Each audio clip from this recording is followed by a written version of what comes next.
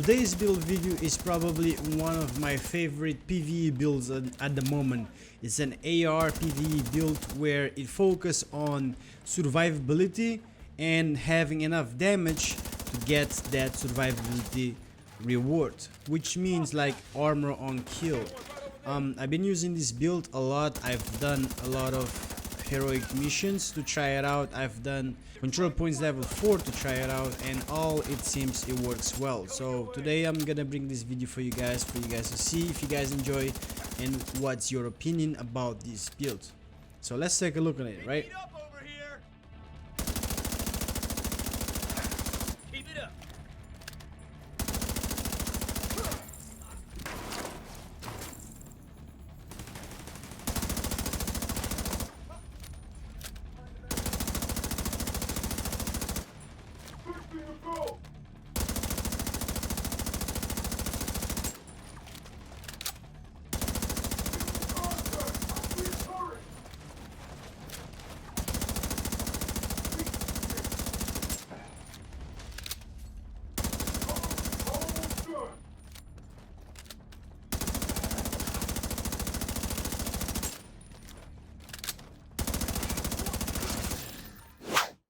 This is gonna be the build.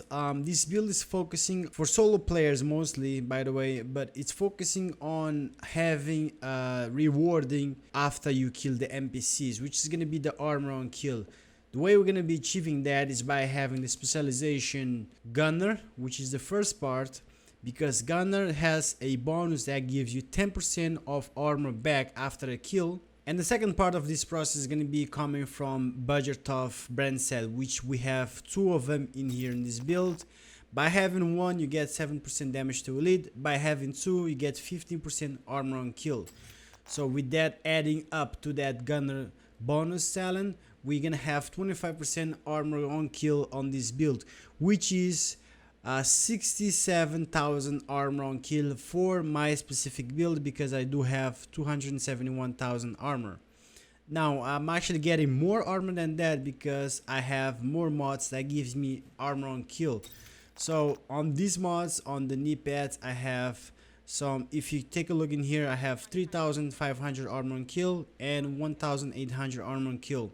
Adding that up to that 25% armor on kill, I'm getting back a 73,000 armor on kill. And let's not forget about also the bloodsucker that I have on this build. So after you kill a enemy that has an armor, you're gonna get that bloodsucker activated with your armor on kill. So you're gonna be getting around 146 armor on kill. So what I mean about this build is doing enough damage and getting rewarded with some armor on kill for your survivability. So that was the whole point of this build. That's why I consider this to be a solo PvE build, which is gonna help you a lot. So with all that said, on this build we're rocking with the 7-11-2, which is gonna be, you know, that 7 offensive, 11 defensive, and 2 skill power, which is not necessary in this build, but whatever, we have it, so might as well take it. But the most important, because we want to unlock Bloodsucker, we need some 11 defensive and as much as red that we can to get that damage. So starting off on the mask, for the attributes we have a blue and a red, which is going to give us the 7,000 health and 33% damage to elite. Now I do have one that has more damage to elite, but I cannot roll in this one because I already modified the talent on this to give me that hard hitting 10% damage to elite. So on this mask I have 43% damage to elite.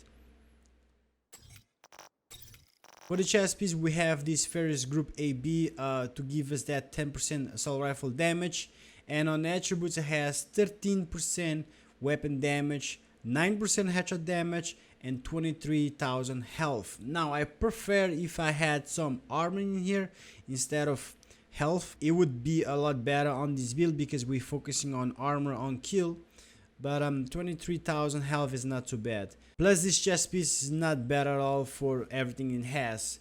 After the attributes we have the talents that we need, which is Bloodsucker and Hard Hitting. Bloodsucker depleting enemy armor adds a stack of 25% bonus armor for 10 seconds. Max stack is 6, and then we have Hard Hitting, which is 10% damage to lead. For the holster, we're gonna go with a heralding holster to give us that 10% accuracy, which is actually very good on the P416, because even though it's the best assault rifle in the game, is not the most accurate. This one has attribute 33,000 health and the talent's devastating. Now in here you could probably say I could go with hard hitting to get 10% more damage to elite, which is fine.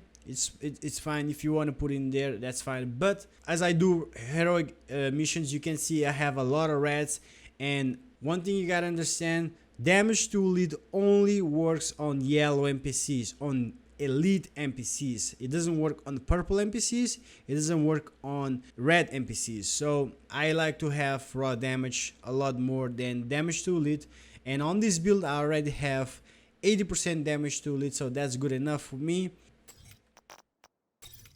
On the backpack is going to be the first budget tough, which is going to give us that 7% damage to elite and that 15% armor on kill. And the attributes, we have 20,000 armor that I modified and put in here, and then 8.5% total armor that help us get more armor, and then 3% weapon damage and 16,000 health. It's not too bad for a backpack. I do like what I have in here, everything. Just the numbers, I wish they were a little bit higher overall, but it's not bad. The gloves are gonna be the second budget tough gloves. On attributes, it has 1.5% health, 7% assault rifle damage, and 150 skill power. I wish in here if it was some health, straight up health, instead of 1.5, because 1.5 is almost nothing. But yeah, that's the best I have, so yeah. And also on the assault rifle, I wish if it was a 10% or more, but I'm not lucky enough to get everything that I want, so I'm just gonna roll with this. On the knee pads, we have probably my favorite type of knee pads on the brand sets in the game, which is the Gila Guard. It has a slot for 2 blues on the knee pads, and is the only type of brand set that gives you 2 blues mods on the knee pads. This one's gonna have that talent hard hitting for 10% damage to elite with attributes blue for 14,000 armor. For the mod slots, we have some mods in here that gives me some armor and armor on kill, like I just mentioned before. Moving down to the guns, we're gonna go with a P416, and I have 2 choices in here. The first one is gonna be this one, which has the talent ranger, because Optimus is not gonna be able to be used on these, because Optimus requires 5 or less red attributes on the build. So we do have more than that, so we're not gonna be able to use Optimus. So ranger is gonna be the best option for damage in here, and also Allegro. And the way I mod this gun is gonna be on the scope is gonna be the C79 scope that gives me that 5% damage to elite, because I need this scope to get that extra 25% damage that's coming from my nemesis.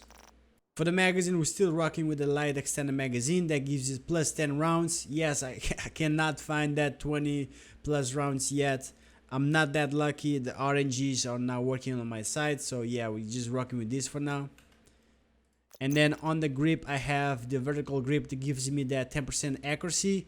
You could go with critical chance, but I'm not working with crit chance and crit damage on this build, so it's pointless.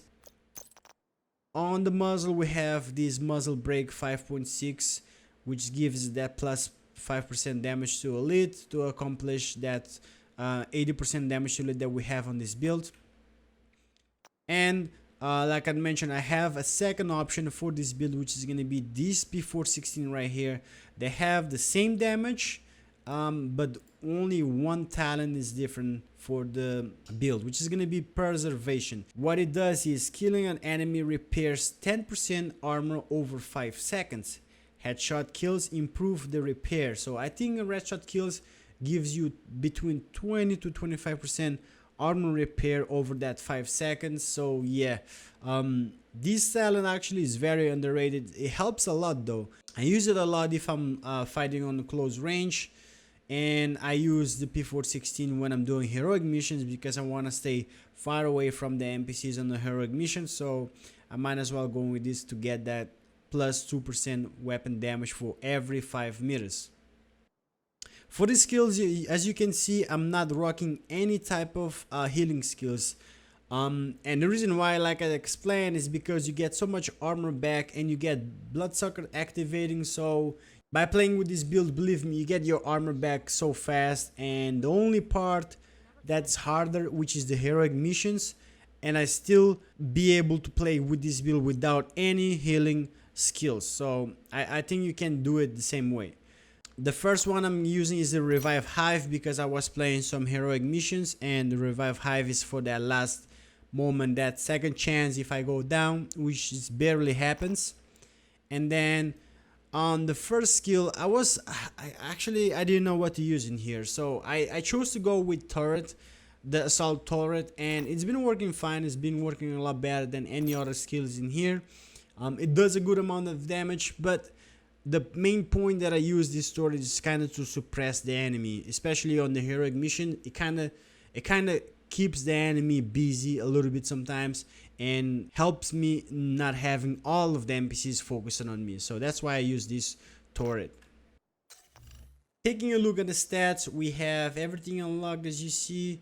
That's the base damage that we have on the P416, and then if we scroll down, we see we have a 23% all weapon damage and 41% assault rifle damage. So adding that up, that's gonna be a total of 64%, if you want to say like all weapon damage or assault rifle damage, because they're gonna add up.